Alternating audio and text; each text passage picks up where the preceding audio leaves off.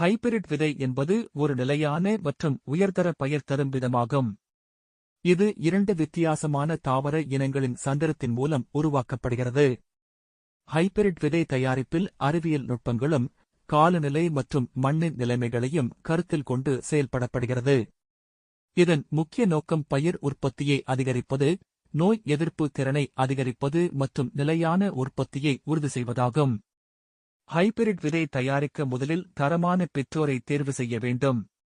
பெற்றோர் தாவரங்கள் ஒரு வகையான பொருளாதார, நோய் எதிர்ப்பு மற்றும் நிலையான வளர்ச்சி திறனை கொண்டிருக்க வேண்டும்.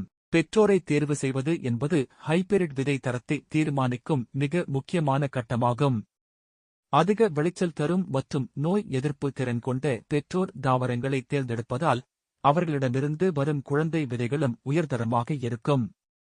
தேர்ந்தெடுக்கப்பட்ட பெற்றோர் தாவரங்களை நன்கு பராமரிப்பது அவசியம். இது மண்ணின் சீரான சத்து, போதுமான நீர் வழங்கல் மற்றும் நோய்களை கட்டுப்படுத்துதல் ஆகியவற்றை உள்ளடக்குகிறது. ஹைபிரிட் விதை உற்பத்தி முறையில் முதலில் பெற்றோர் தாவரங்களை பராமரித்து அவர்களின் பூச்சியை உறுதி செய்ய வேண்டும். பிறகு இனப்பெருக்க முறைக்கு ஏற்ப ஒரு பெற்றோர் தாவரத்தின் புழுவை மற்றொரு பெற்றோர் தாவரத்தின் மலருடன் கலப்பு செய்ய வேண்டும். இது கைவினை முறையோ அல்லது இயந்திர உதவியோ மூலம் செய்யப்படுகிறது. இந்த கலப்பின் பின்னர் விதைகள் உருவாகும். இந்த விதைகள் ஒரு புதிய வகையான ஹைபிரிட் விதைகளாக மாறும். இந்த விதைகள் தாவர வளர்ச்சியில் வேகமாக வளரும் திறன் கொண்டவை, நோய் எதிர்ப்பு சக்தி அதிகம் மற்றும் விளைச்சல் அதிகமாக இருக்கும். ஹைபிரிட் விதைகள் ஒரே நேரத்தில் பல நிலைப்பாட்டிலும் சாத்தியமான விளைச்சலை தருகின்றன. விதைகள் உருவானதும் அவற்றை சுத்தமாக சேகரித்து வறுத்து வைக்க வேண்டும். வறுத்த விதைகள் நீர், ஈரப்பதம் மற்றும் அழுகிய நிலைகளால் பாதிக்கப்படாமல் பாதுகாக்கப்பட வேண்டும். இதனால் விதைகளின் நீடித்து காப்பாற்றும் திறன் உறுதி செய்யப்படுகிறது. பிறகு விதைகள் மேம்படுத்தப்பட்ட முறைப்படி பூஜ்ய, தூய்மையான சுற்றுப்புறத்தில் பாக்கெட்டில் ஊருண்டு வைக்கப்படும். இதனால் விதைகள் நீண்ட காலம் தரத்துடன் வாழும் திறன் பெறுகின்றன. ஹைபிரிட் விதை தயாரிப்பதில் உயிரணு பரிசோதனை மற்றும் காற்று பரிசோதனை போன்ற ஆராய்ச்சி முறைகளும் முக்கிய பங்கு வகிக்கின்றன. இதன் மூலம் விதைகள் உயர்தரமானவை, நோய்களுக்கு எதிரானவை மற்றும் வளரும் சூழலுக்கு ஏற்றவையாக இருப்பதை உறுதி செய்ய முடிகிறது.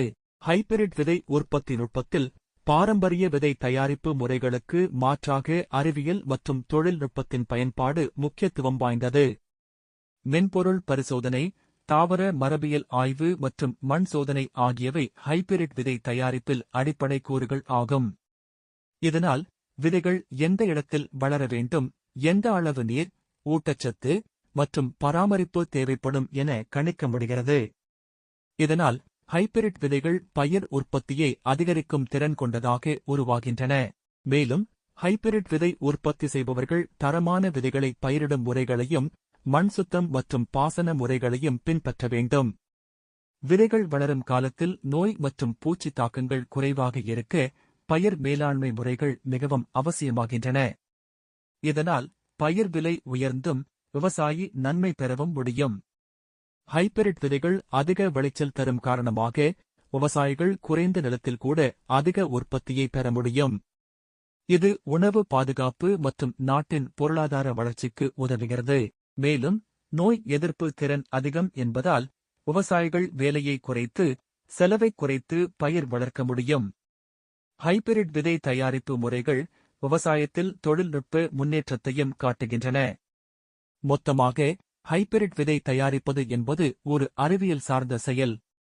தரமான பெற்றோரை தேர்வு செய்தல், பராமரித்தல், இனப்பெருக்கம் செய்தல், விதைகளை சேகரித்து பாதுகாப்பது, பரிசோதனை மற்றும் பராமரிப்பு போன்ற அனைத்து கட்டங்களும் மிக முக்கியம்.